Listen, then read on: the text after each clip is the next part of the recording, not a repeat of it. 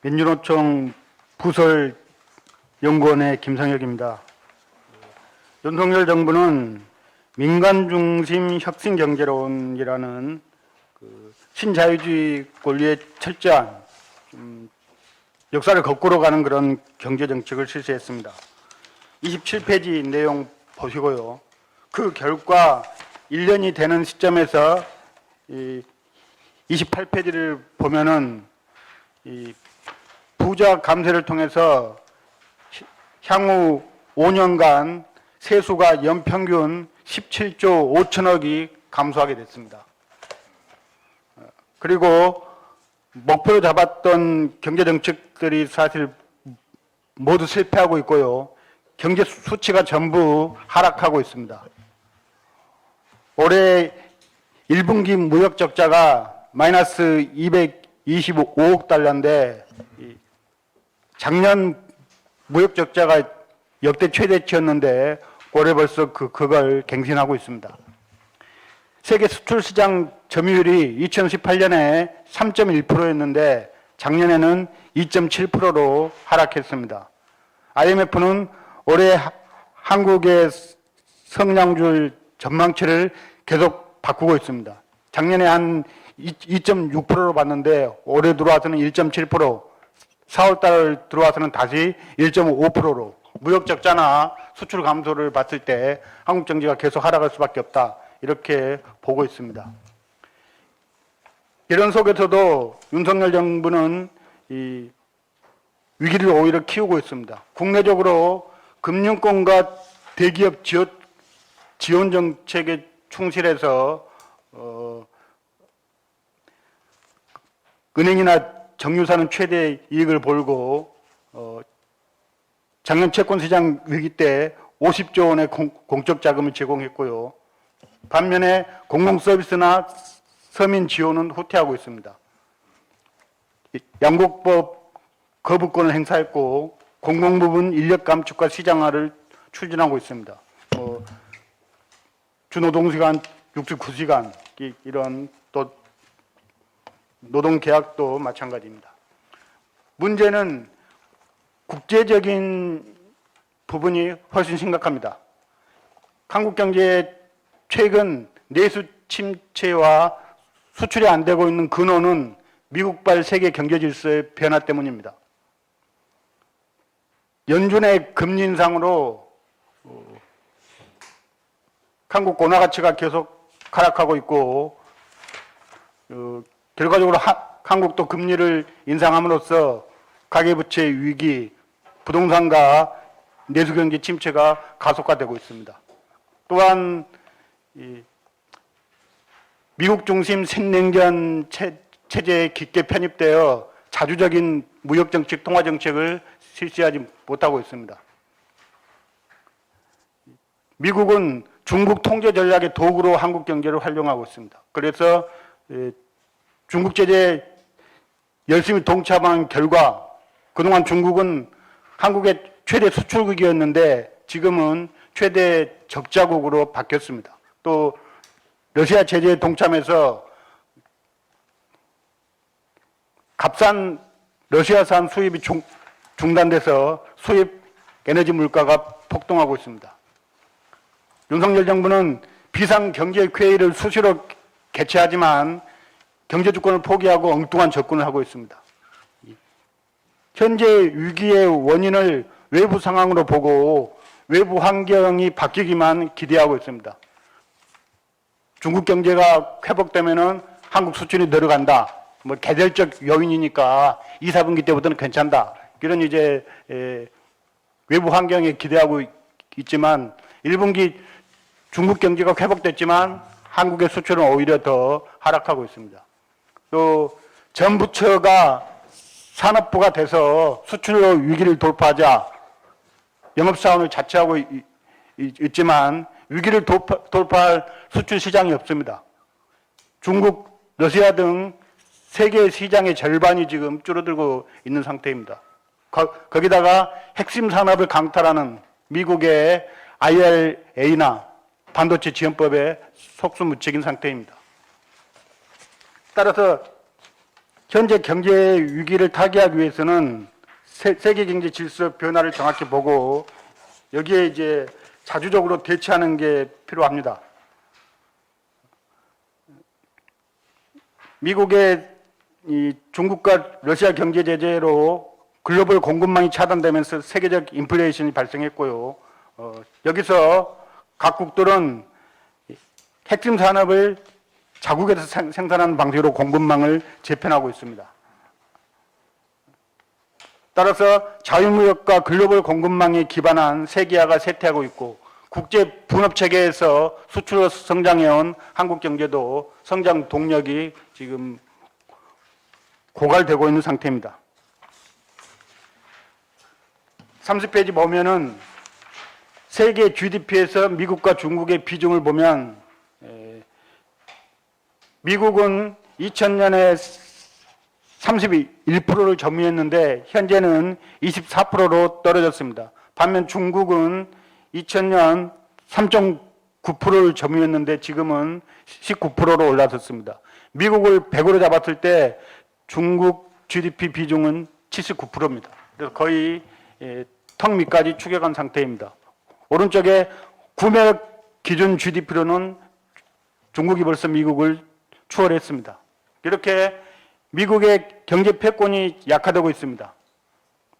국가 부채 비율은 GDP 대비 130%를 넘어섰고 국제무역에서 달러가 축소되고 위안화가 최근 2년 동안만 2배로 확대되고 있습니다. 이러한 위기를 타개하기 위해서 미국은 자국 우선주의 경제 블록으로 패권을 유지하고자 합니다. 미국의 교과서에는 자유무역이 좋은 거라고 써졌는데 실제 행동하는 것은 자유무역 추진하는 WTO 상소 기능을 마비시켰습니다. 상소 기능은 이 무역 분쟁을 최종 결정하는 2심 재판소 같은 기능을 합니다. 하지만 2019년부터 미국이 상소위원 선임을 거부해서요. 이 상소위원회가 3년째 구성되지 못하고 있습니다. WTO 최고 의결 기구가 미국의 방해로 마비된 상태입니다. 미국은 철저히 자국 중심 보호무역으로 프렌드 슈어링을 추구하고 있습니다. 인도 태평양 경제 프레임워크는 중국을 봉쇄하는 아시아에서 기술과 공급망을 재편하는 것입니다. 미국의 가치를 중심으로 새로운 규칙을 만들어 나가는 것입니다. 이런 것에 의거해서 미국은 국내 법을 고치고 있습니다. 그래서 인프라 투자와 일자리법, 반도체와 과학법, 인플레이션 감축법, 바이오 행정명령 이런 것들을 작년에 대부분 도입했습니다. 그 내용은 전반적으로 미국의 제조업을 투자해라. 그러면 지원하고 그렇지 않으면 제재하는 이런 내용들을 갖고 있습니다.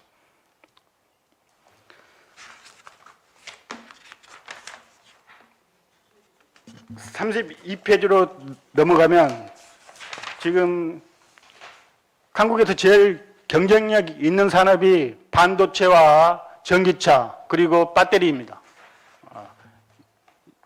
이런 가장 경쟁력 있는 산업을 미국으로 이전할 것을 요구하고 있습니다. 미국은 이제 자국 제조 부흥을 위해서 공급망을 자국 중심으로 특히 첨단 산업들을 유치하겠다 이렇게 하고 있습니다. 그중에 이제 핵심이 반도체인데요. 반도체는 한국 수출의 20%를 점하고 있습니다. 반도체 수출에서 중국이 41%를 점하고 있고요. 홍콩으로 가는 게 20%입니다. 하지만 홍콩을 경유해서 중국으로 가는 게 절반 이상이기 때문에 사실 이 한국 반도체 수출의 50% 이상이 중국으로 갑니다. 미국은 중국과 거래를 끊으라는 것입니다. 그리고 더구나 중국에는 삼성전자와 SK 하이닉스의 현지 공장이 있습니다. 여기서 메모리 반도체 절반 이상을 생산하고 있는데요. 이 공장을 앞으로 증설하지 말 것을, 사실상 중국 사업을 포기할 것을 요구하고 있습니다. 이 공장을 만든 데만 40조 원 정도가 투입되었습니다. 그래서 거대한 중국 시장을 포기해야 되는 이런 단계에 지금 처해 있습니다. 미국의 의도는 그동안 이제 제일 돈 되는 산업, 반도체에서 설계를 미국에서 했고 생산은 한국과 대만에서 하고 소재 부품은 주로 일본에서 했습니다.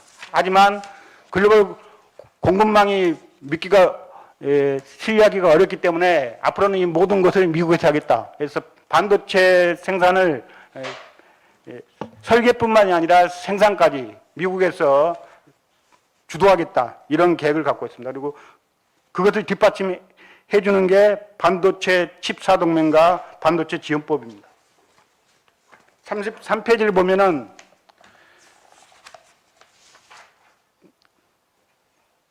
반도체와 과학법 가드레일을 얼마 전에 발표했습니다. 그 내용을 보면 한국 기업이 미국에서 예상보다 높은 수익을 얻었을 경우 초과 이익을 환수해야 됩니다.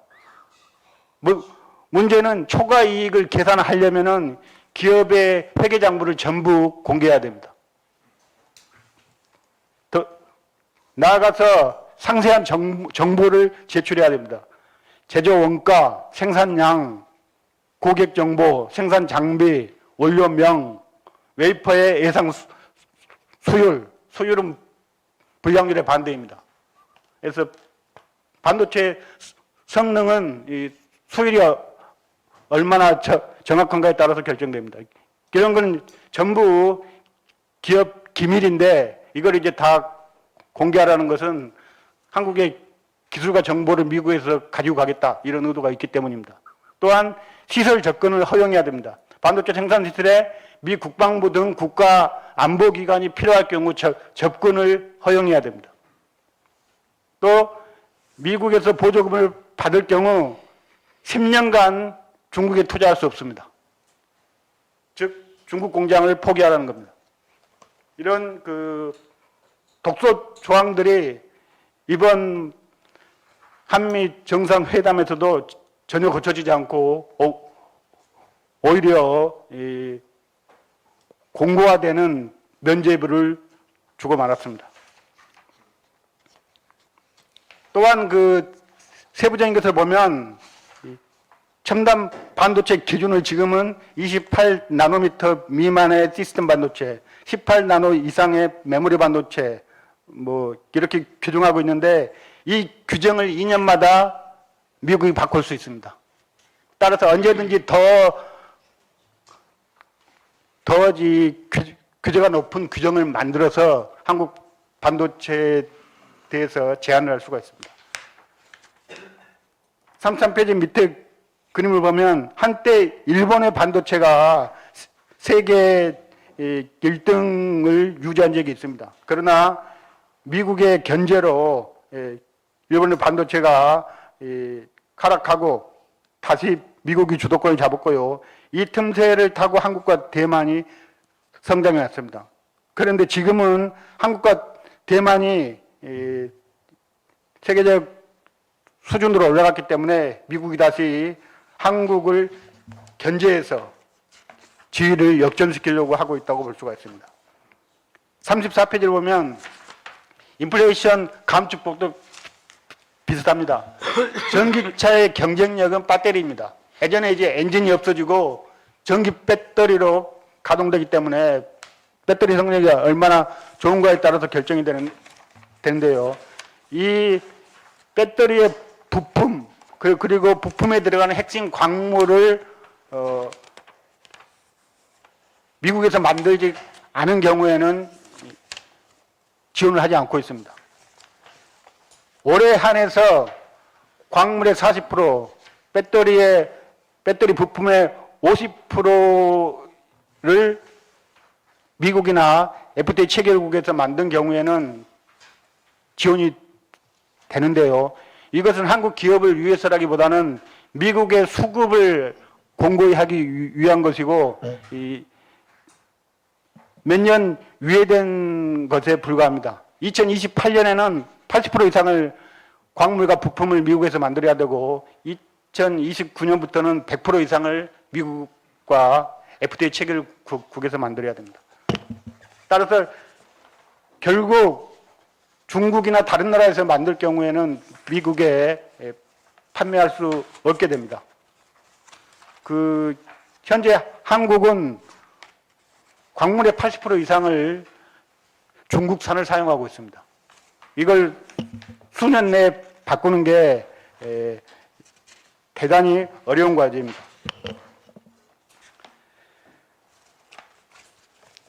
그리고 이 배터리하고 반도체뿐만 아니라 전반적인 중국 거래를 차단하고 있습니다.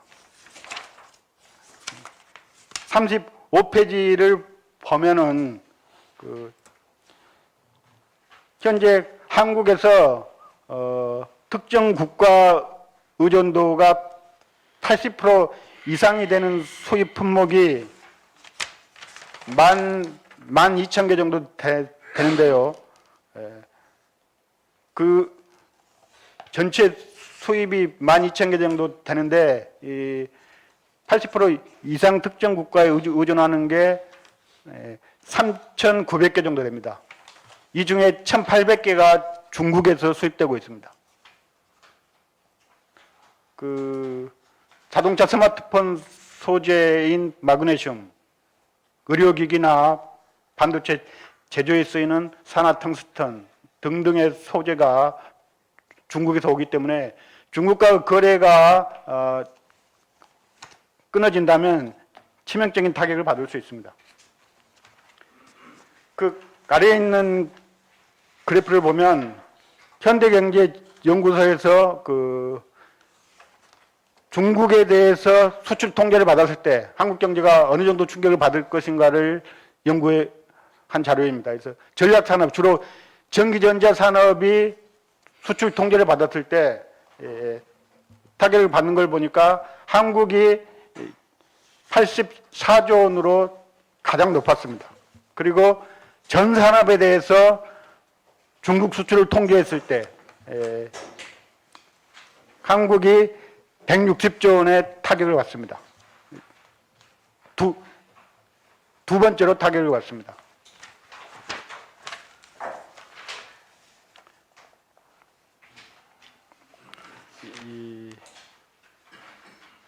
미국 우선주의로 생산기지가 이제 미국으로 이전되면 국내 총생산이 감소됩니다. 가장 경쟁력이 있는 반도체, 전기차, 전기배터리, 로보틱스, 바이오 의약품 등이 미국으로 이전되고 있습니다. 기업 입장에서 봤을 때는 만약에 룰이 공정하다면 미국 시장에 진출하고 브랜드와 배당금 등의 수입을 얻을 수 있기 때문에 기회일 수도 있습니다. 그러나 지금 룰이 공정하지 못하고요. 더구나 국가 경제 차원에서 봤을 때는 총생산이 감소됩니다. 그래서 미국으로 이전한 만큼 수출 물량이 감소되고 또 기술이 이전되고 한국의 독과점 지위가 약화됩니다. 국내 연간 산업이 쇠퇴하고 세수가 감소됩니다.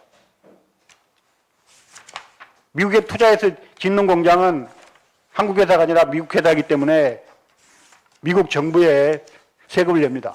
결과적으로 한국은 고용 감소와 지역경제 쇠퇴 등 산업이 타격을 받을 수밖에 없습니다. 마지막으로 37페이지.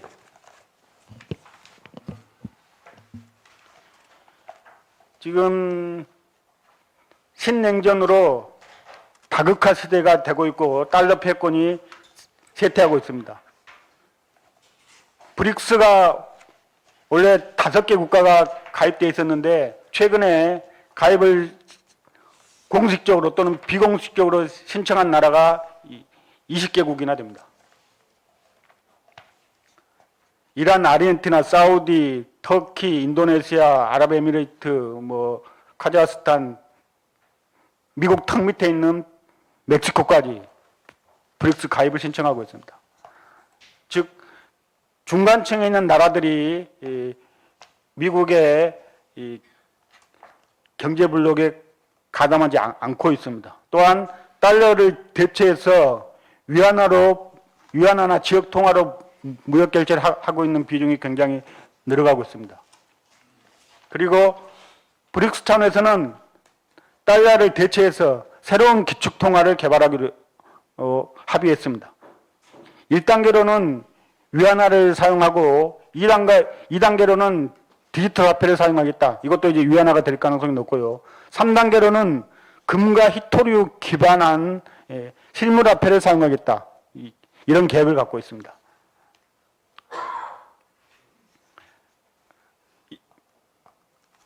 아직까지는 달러 지위를 흔들 만큼의 비중은 되지 않고 있지만 옛날에는 달러에 대한 대안 자체가 없었는데 지금은 새로운 대안이 만들어지고 있다는 점에서 수년 내에 달러 패권이 흔들릴 수도 있다고 봅니다. 한국 경제는 다카 시대에 경제 주권을 찾아야지 지속 가능한 성장을 지속할 수 있다고 봅니다. 그래서 이를 위해서는 핵심 산업의 자립화가 필요합니다.